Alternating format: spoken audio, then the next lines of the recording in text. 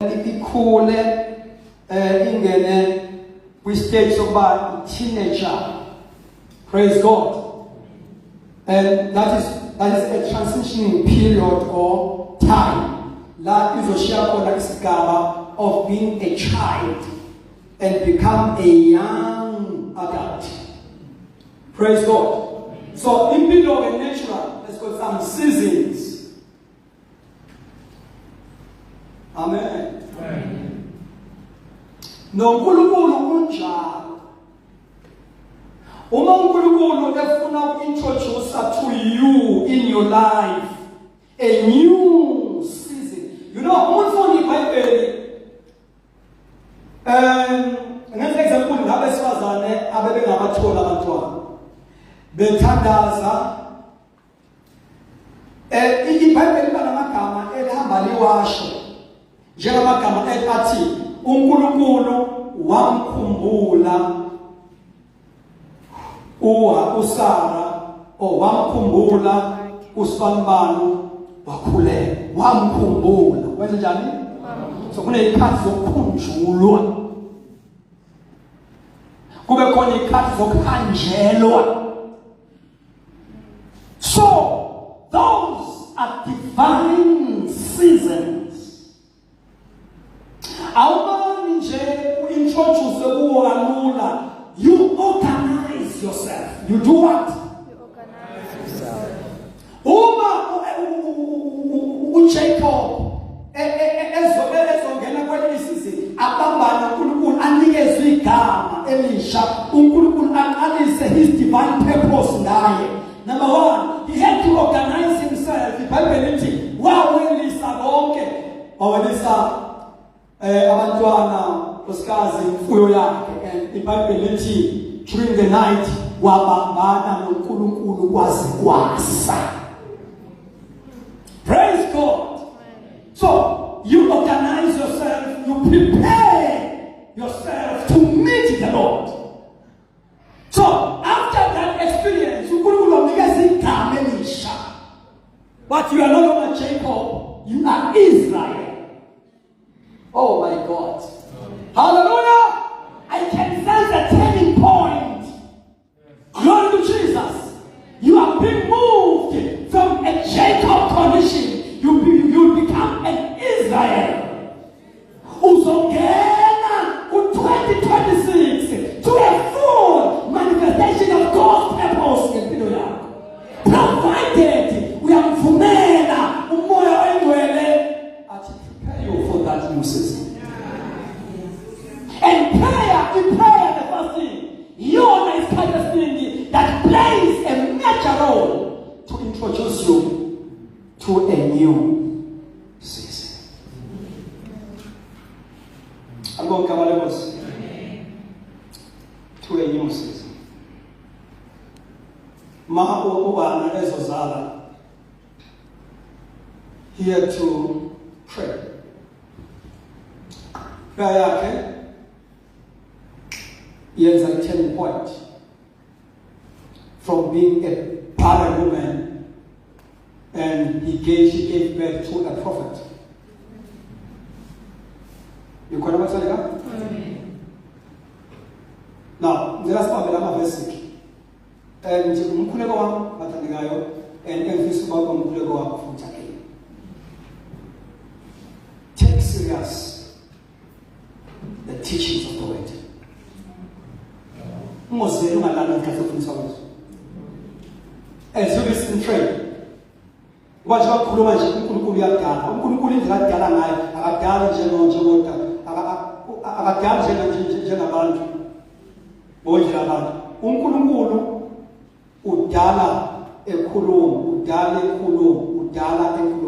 I-breakthrough yakho ayenzeki ngenye indlela.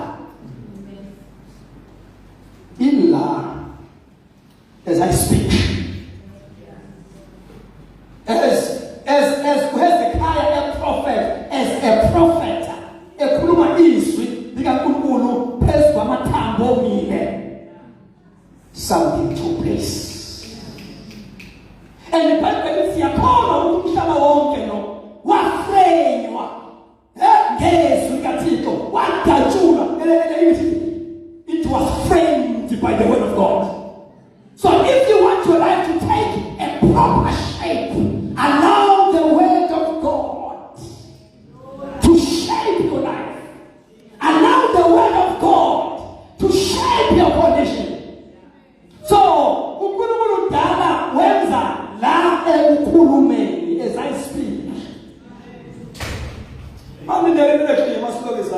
Kumele la ikhulume. Mangwe izandla niya affirma into eyenzeke as I was speaking. Mangwe izandla ngiqale I am affirming what God has already done. Amen. So develop the appetite for the word. Pray for the ministry of the word. Over your life. Gaza mtangazi misele bathandekayo ukurasa lesi. Kodwa I can sense ukuthi uNkulunkulu is giving me a special anointing for teaching the word of God as never before. Amen. Wena uzothatha umfundiso kuseshintshile. Evutha yashimela siwa phansi asayo manje.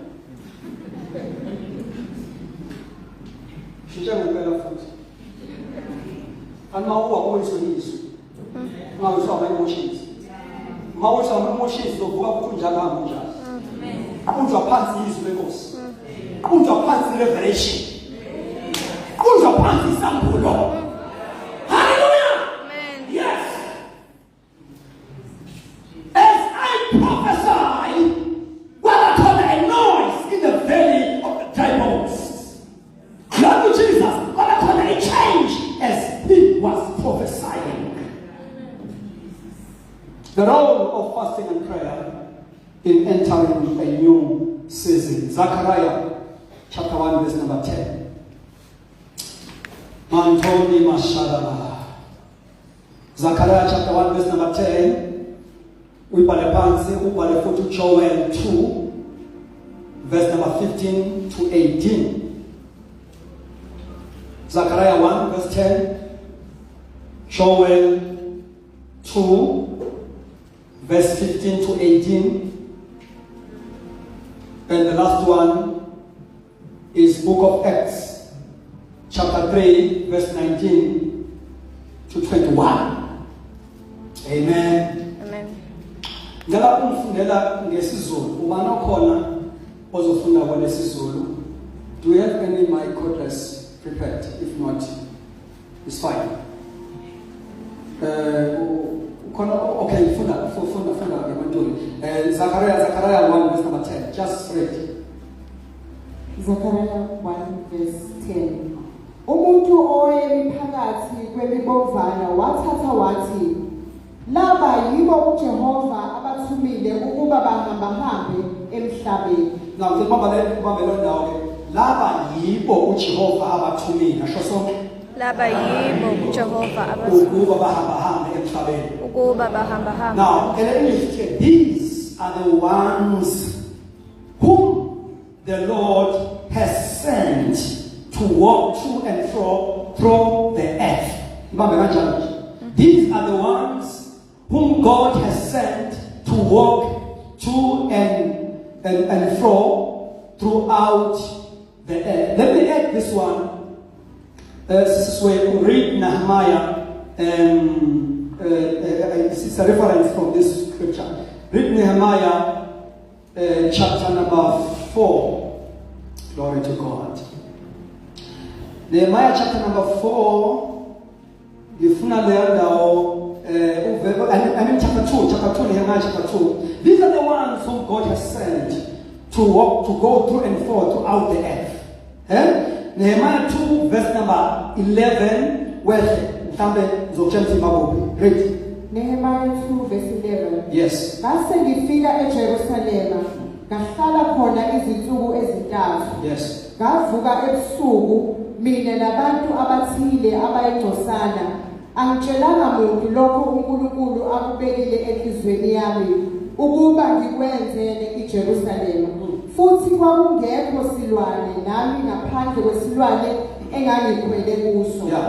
Ngaphuma ngesango lesigodi ebusuku ngaya emthonjeni kaDraho nasesangweni lomquba ngabuka izigange zaseJerusalema ezazibhikiziwe namasango alo ayeshiswe ngomlilo. For the sake of time, and I went out. These are the ones who God has sent to go through and fro throughout the earth.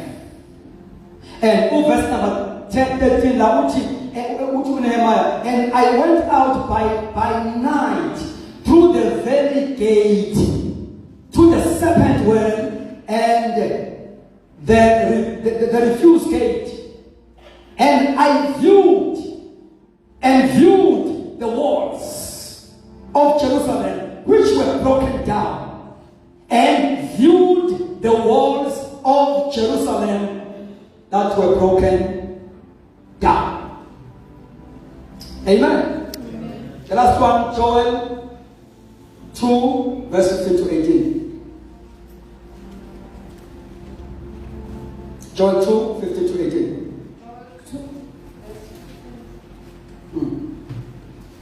So, uyabona amavesi ofundile. Bethani icilongo eSiyoni. Yeah. Ningcwelise ukuzila ukudla. Yes. Nibize umhlangano. Yes.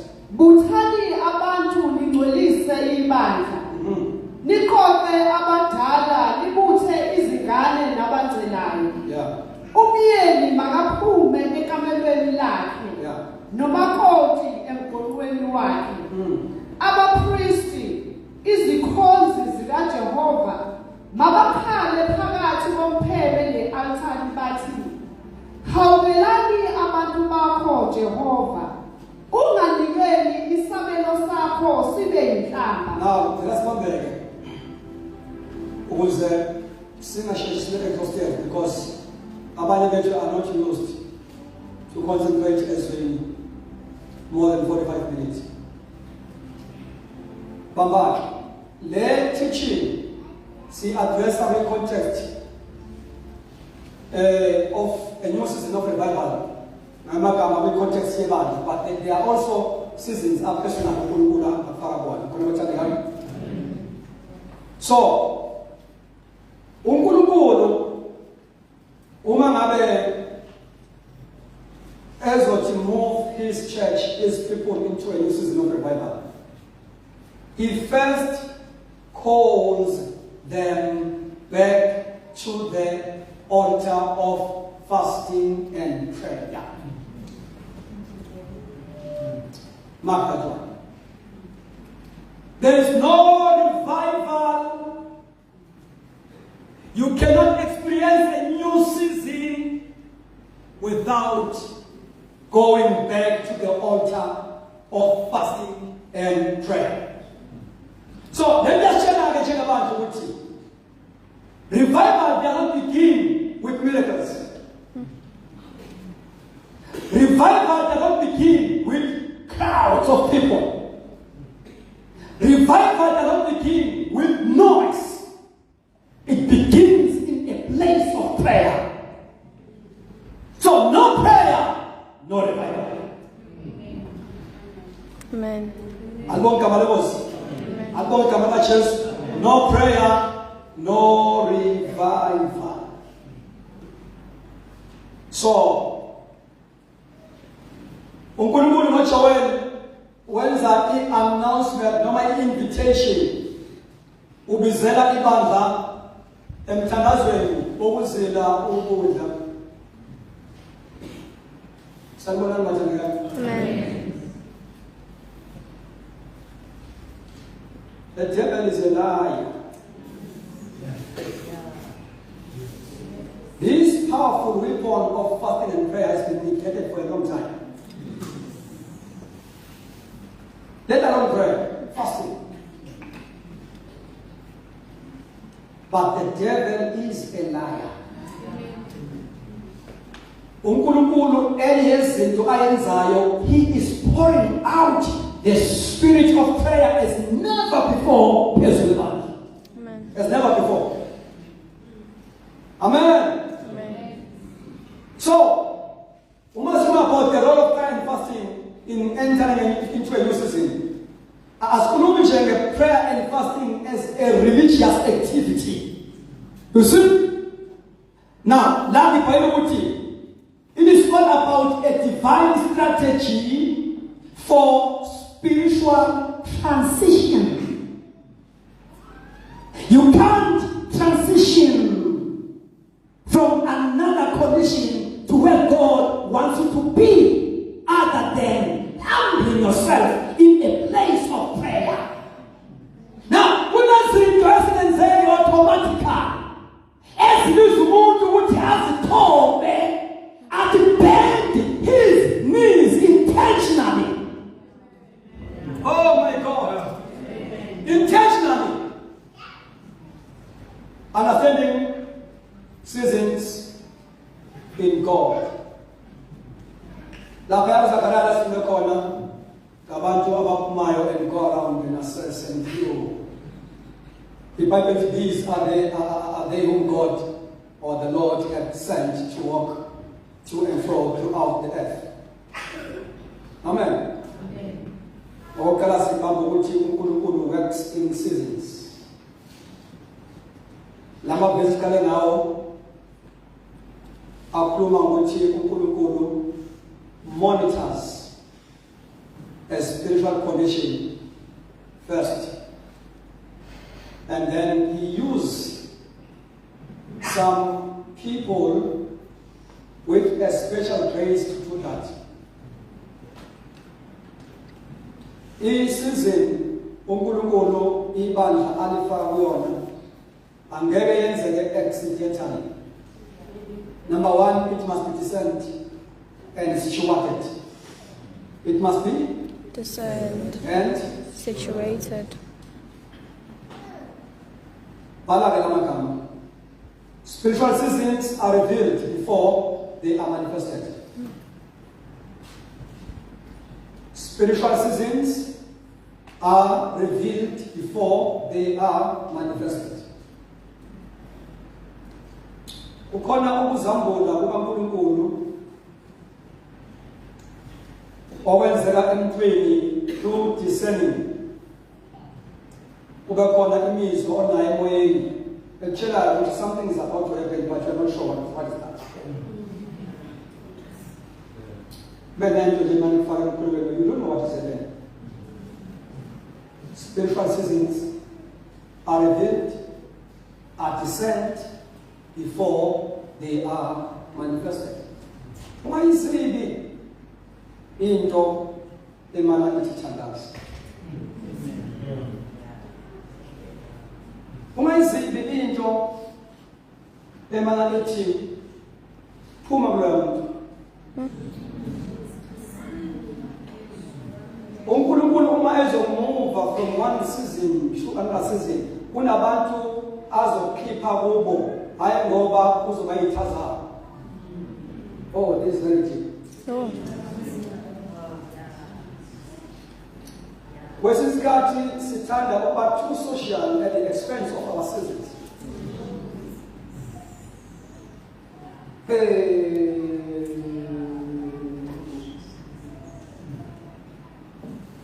Kule season uMaria uzofuna Elizabeth la ingakho.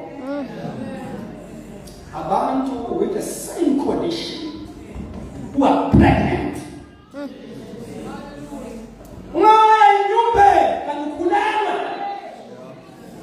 That thing will be aborted.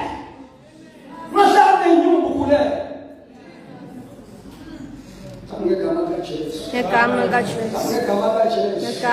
Ungahlali nezinyumba ukhulelwe.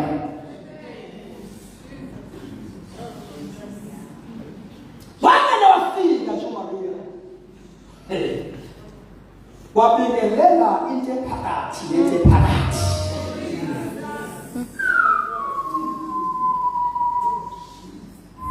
Konke wena, but manje lento idinga ukuthi ube umuntu one wisdom from God, but it must be maintained.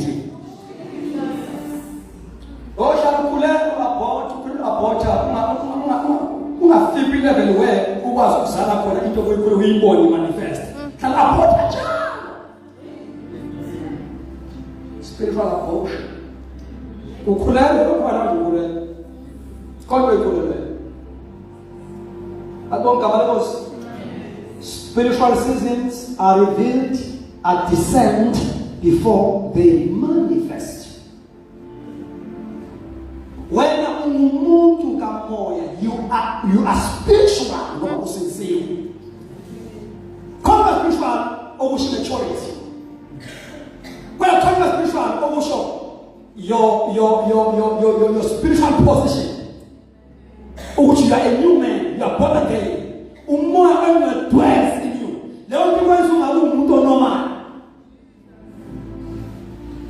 So zikhona-ke izinto ozomane uzidisayina uzizwa.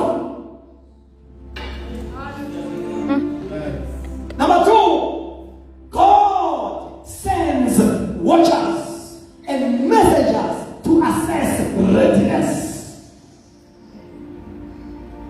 It goes to where we've read. Sibone Nehemiah evuka ethatha abathile assess ubonakalo owenzeke eJerusalem. Sidilikile indonga amagate ashiswa. Amen. Ibandla lebathinga ama-watchers. Praise the Lord. Glory to Jesus. Abantu uNkulunkulu asebenza ngabo to assess the state and the condition of the church. Bese lethi message ukuthi inkosi ifunani njengamanje. Inkosi ithabaziwe njengamanje. Ibandla elinenayo i-grace of being watchers. Liba irrelevant ngesikhathi semvula.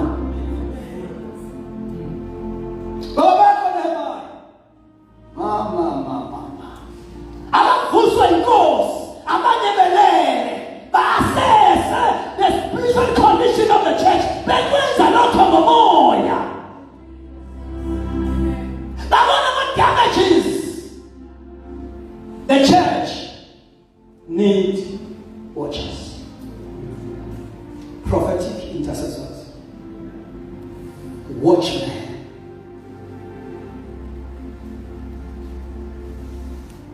God sent people to assess, to go to and fro throughout the land.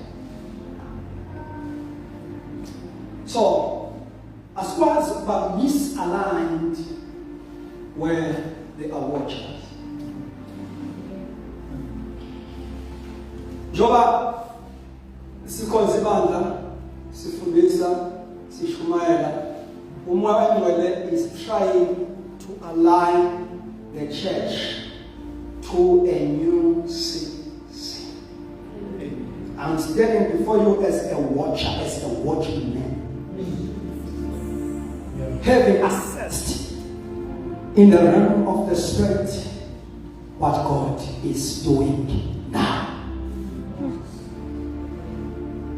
Yes, all right?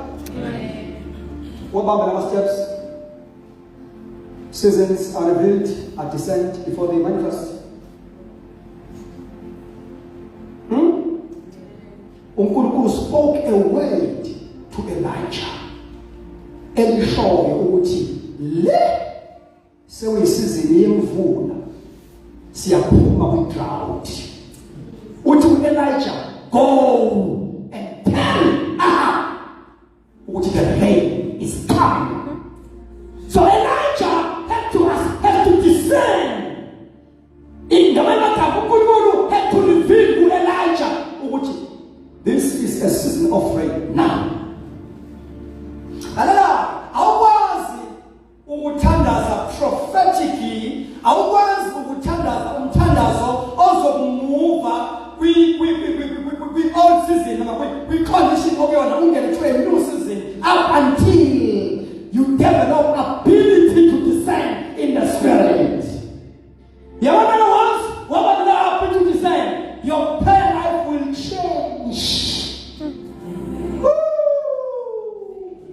Your prayer life will change.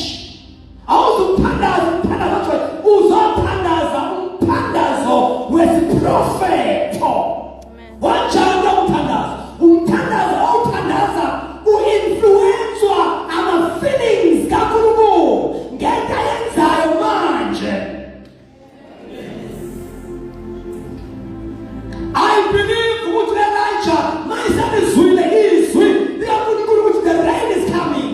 Umenyuka entabeni coming. Wathandaza under those feelings. He prayed for the manifestation of the rain. Bala kuleke akhulekele ama-church programs ukuthi hambe kahle. Umkhuleko wakho uphushwa ukuthi uzwele uNkulunkulu.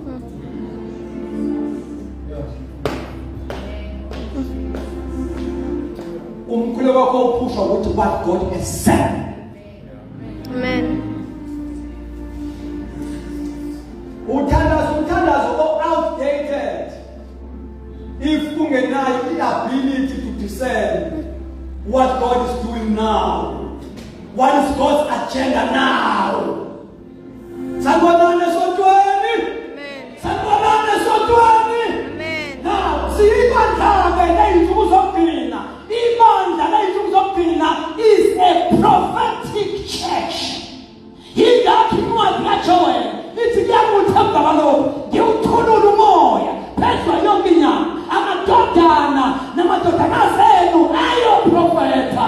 Your young men will see visions. Your elderly people will see dreams. Prophetic church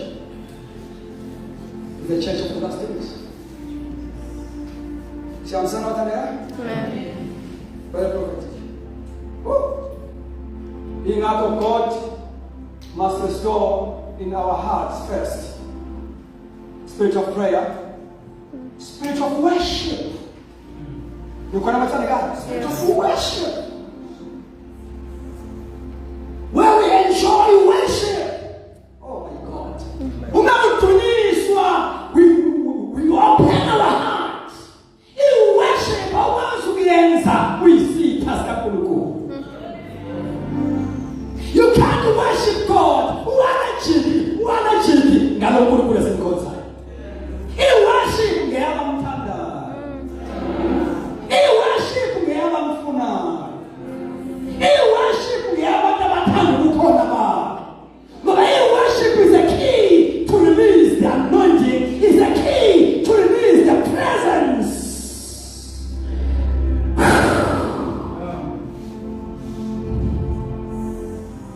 He worship yabantu abamature. Ingane zithanda ipraise ngechama chorus. Abantu abasezingane basebathanda umgido, which is not wrong. It's biblical to rejoice. Make a joyful noise in the Lord. Celebrate in the Lord. But in level look at ikhona level eshoyo ukuthi in as much as you can praise God, but also you are matured in approaching God. So uma sisingena worship bayasala abantu abane-matured. Basala emgidweni, they cannot worship God. They cannot move with outer court or in a hollow voice. You know, I'm going to share with outer court now with holy place. Our family with holy honest. You worship. As much as I said, the Konyara said him. You worship. Oh, my. Amen. You worship. As city Masian Zega. Glory to God. Who prophet abundantly. You worship. And Masian Zega said, the voice of God. Thus says the Lord.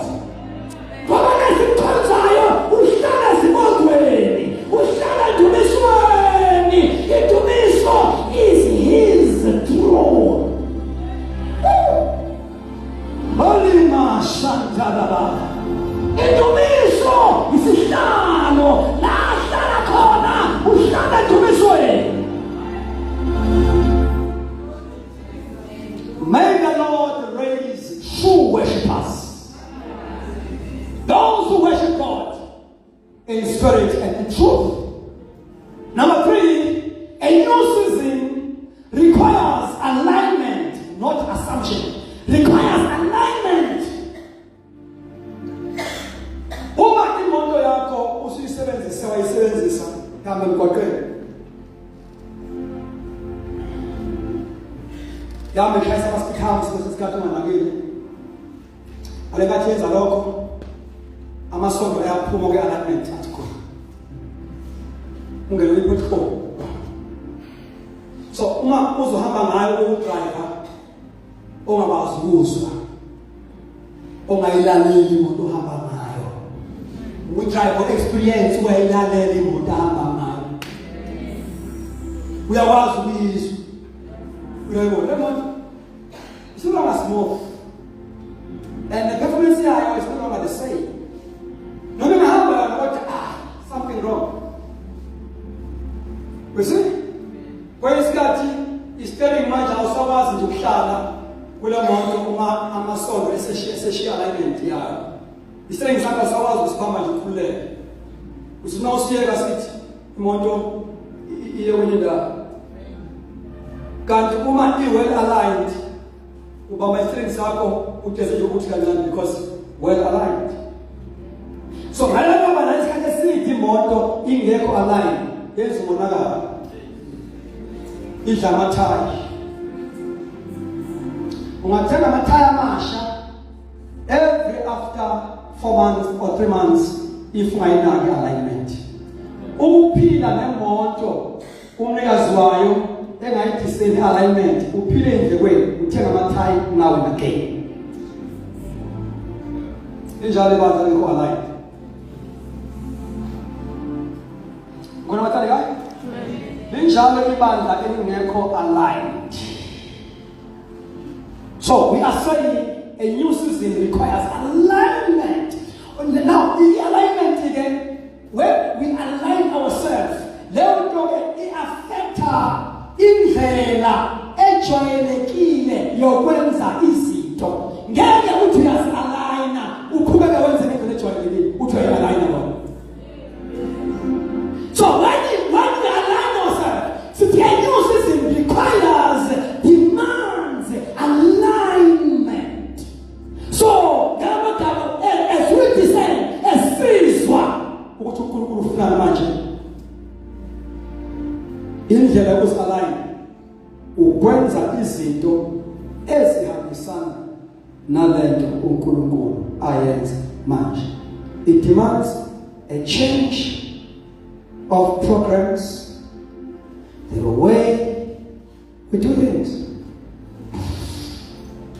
It challenges our systems. Now, I'm not going to know revelation. Which God is a God of seasons. But for now, we create a church. And your season requires alignment. Alignment. Even now, you align yourself.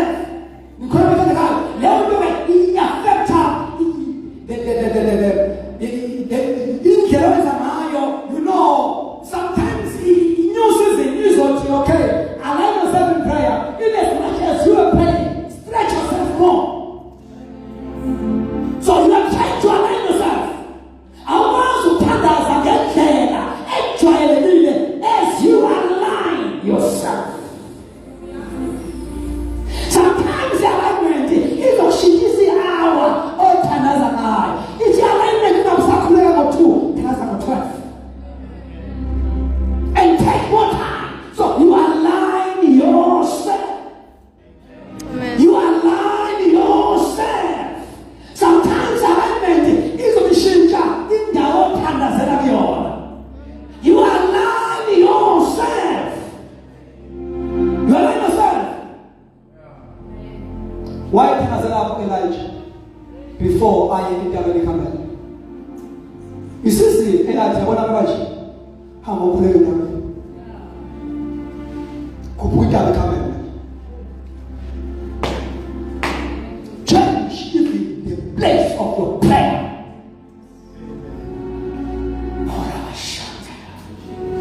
You call him a life. You call him a life. Young man, this obligates a new behavior. The way you do things, the way you behave yourself.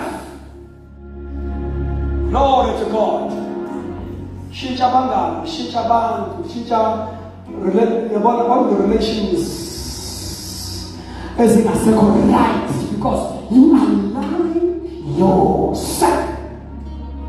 When uchomo wako uzumnyeke mhlase nhlabele uyofuna umuntu uchomo ngoba uyikholwe indiki elingakwazi ukuzwa amasizini. Uchomo wako ongakhule mshukuleka la indaba ama stories akho amekho ndawo. Young people, quit to have bad friends.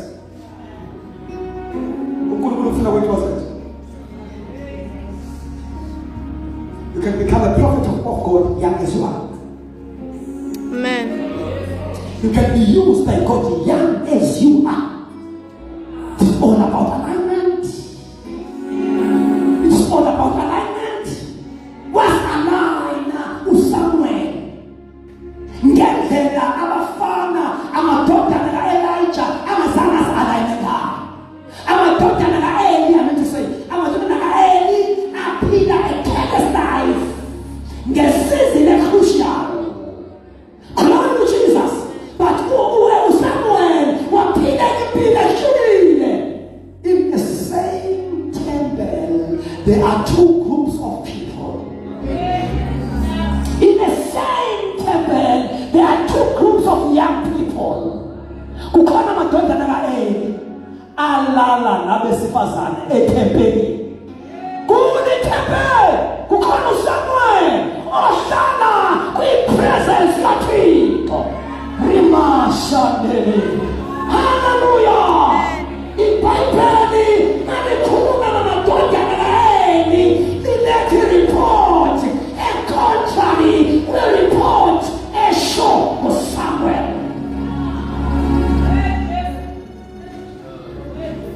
Manje khona manje ntomusha ungakhula phambi kaNkulunkulu kwi-local church eyodwa nabantu abasha bajulayo. Amen. Ube umprofeti ungabi injoli. Let's not jump the prophet Lord.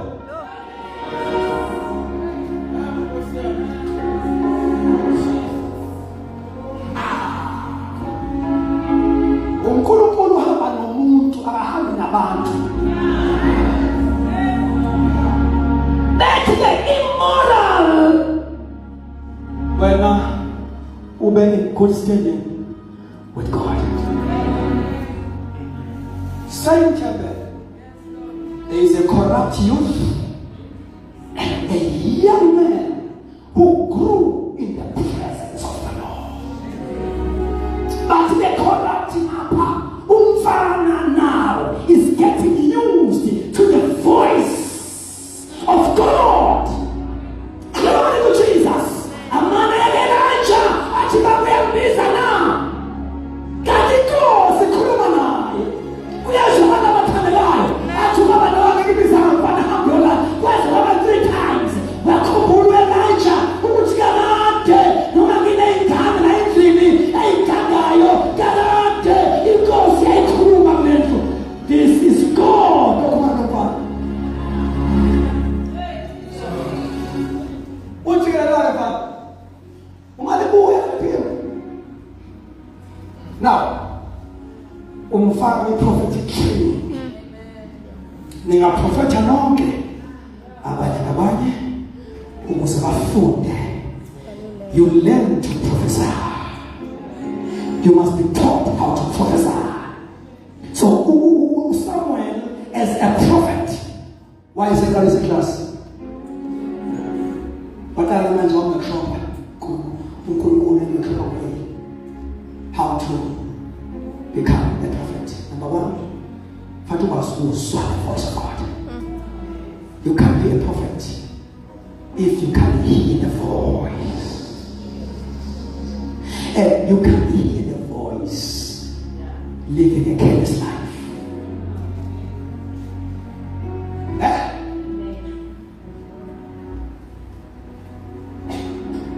Tukulungulu uma belithi ngulubuya thankuluma Nkosi. Amen.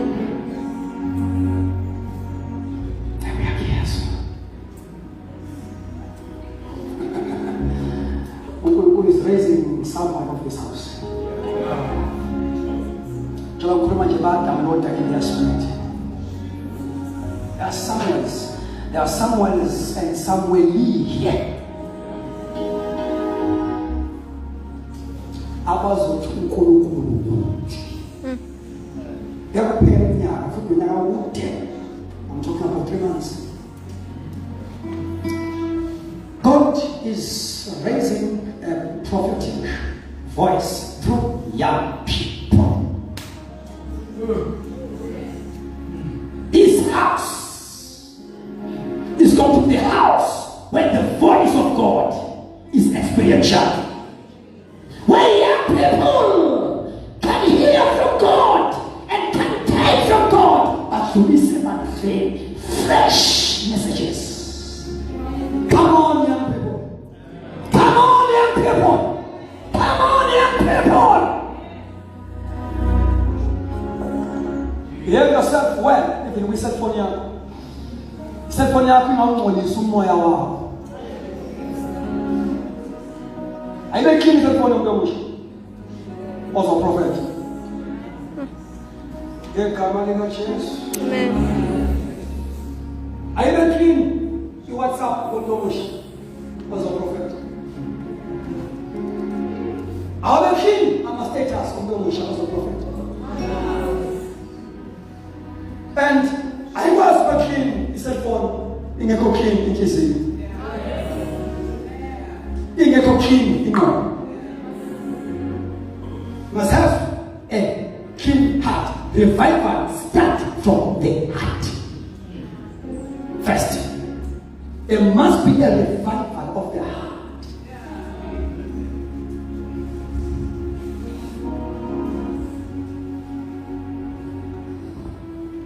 And your system requires alignment, not assumption. Now, senshilo ukuthi uvuselelo le esikhuluma ngayo.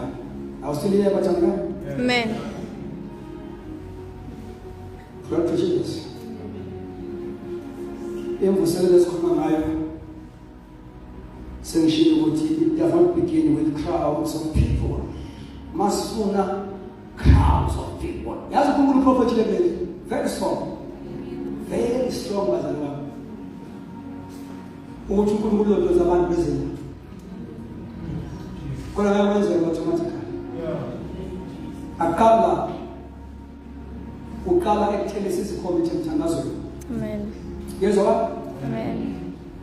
Now, so the prayer and fasting should the church to heaven's assessment. If we want to be connected with God, we must tune ourselves in prayer. Singaqali ngokuhlabelela singathandazile. Singaqali ngokushumayela singathandazile. Amen. Prayer must be a priority. Yes. Because my house shall be called a house of prayer, not a house of sermons, not a house of preaching, a house of prayer. You got what I'm saying? Amen. So the abazali abaningi, they want a new season, new thing, but they are unwilling to change. Posture of their heart. Benefisi yemnambele uNkulunkulu. Ngokubakabale Nkosi. Amen. Yemnambele uNkulunkulu. So, prayer and fasting iyasinceda bathandekayo. Uba sikwazi ukudiscerna what God is doing now. Siyamsana. Amen. And also what God is ending. What God is Ending. Kunezi esizoziyeka once we align ourselves. Number one, indaba ye prayer, He sends us an upbuild to discern what God is doing now. Praise God. And what God is ending. You know what? Ibandla elingenayo discernment liyaqhubeka lenze izinto esezi-lifeless. Ngoba lezi zinto, they are no longer conducive kwisizini esikuyo. Khona Nkosi ekhulume amazwi are very painful but very true. Ukhuluma ngebandla elikholelwa kuma methods alikhona kuphi kuma methods nakuma systems more than God, the Holy Spirit, the Word. Uthi-ke lawo mabandla abazali bakhona bayabaluza abantwana babo beyokhonza kwezinye indawo, hayi ngoba uNkulunkulu engekho kulawo mabandla, kodwa abantu ingane zabo zixaba ngama-methods.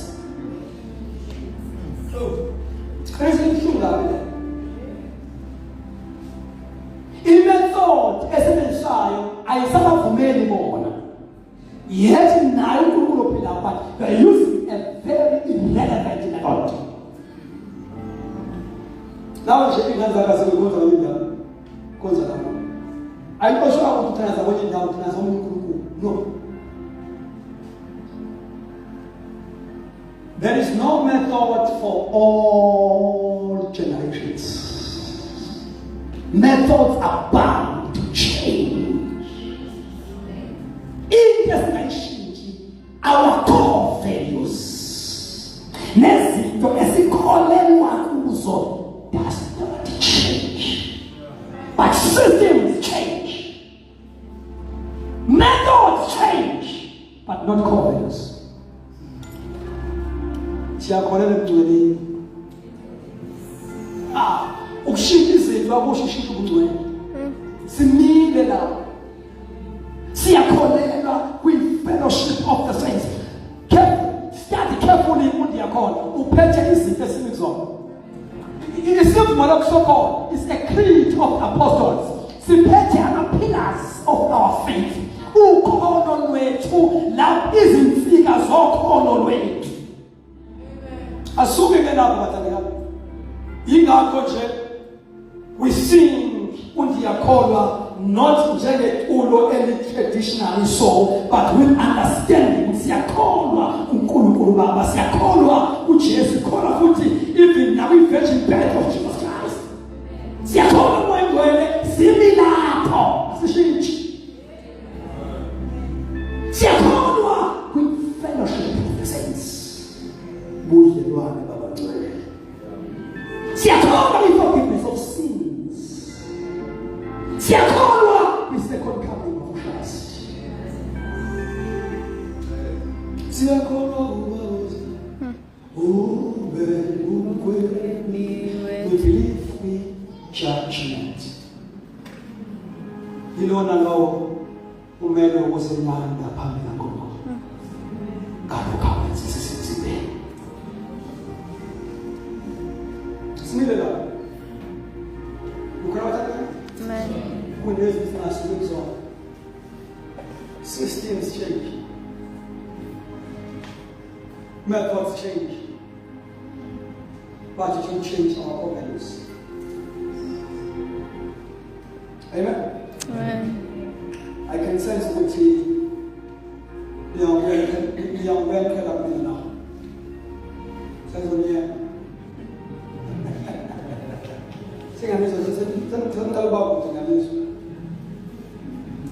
And that's one thought something, unfortunately.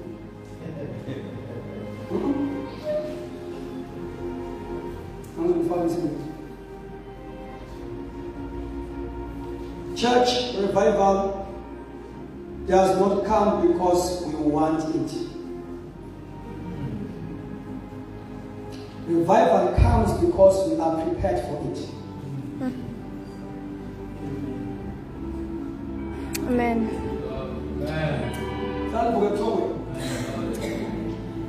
Revival of the Holy Spirit does not come because we want it.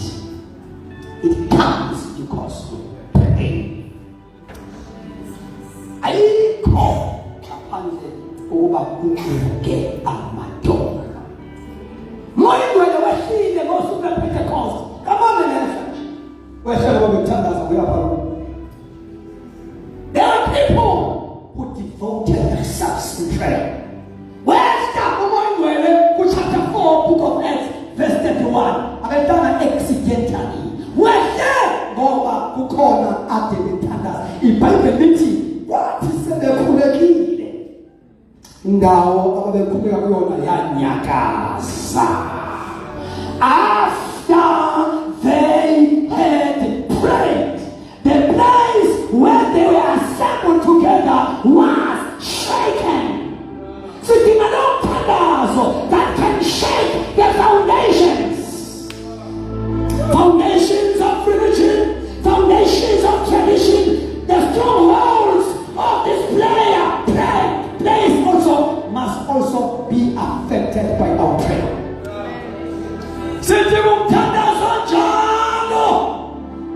I want to shake our foundations. I want to change the spiritual atmosphere. Send our Senor.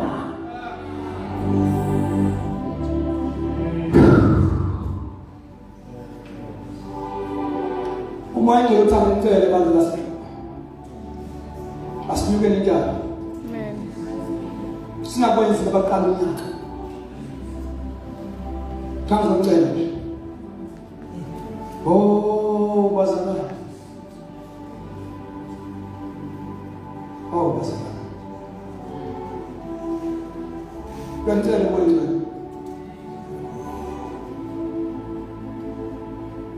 Kumizele mthandazo. Niyacela i-office asezulwini. Abekhona abazosabela. Abazothi noma bemthandaza kodwa sengizabela kule invitation now. Niyakelwa nibizelwa kwi-prayer room. Glory to Jesus. Hallelujah. Asiphume nasendabeni. Ababanje sendaba abayeki indaba.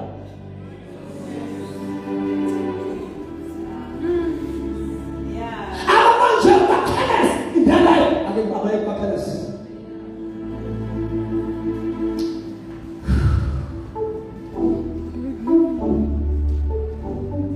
Kuzoba straight this year. Kekho umuntu ozoparticipate emathandazo.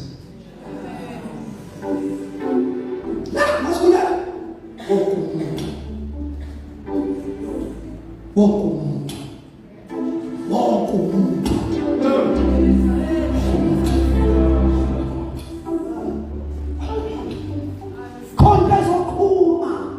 Konde zokhuma. Now, spiritual experience was just a starting point. Ikonde zokhuma provided siyasabela recording your prayer. Ikona zokhuma ngezomoyedwele elihambeni showe namaphethelo as never before. God is raising his own army. Maya koshanta. Bazawuthi bengafundile abanye kodwa babeyizembe esandleni sikaThixo agawule ngabo imithi emikhulu yamadimoni.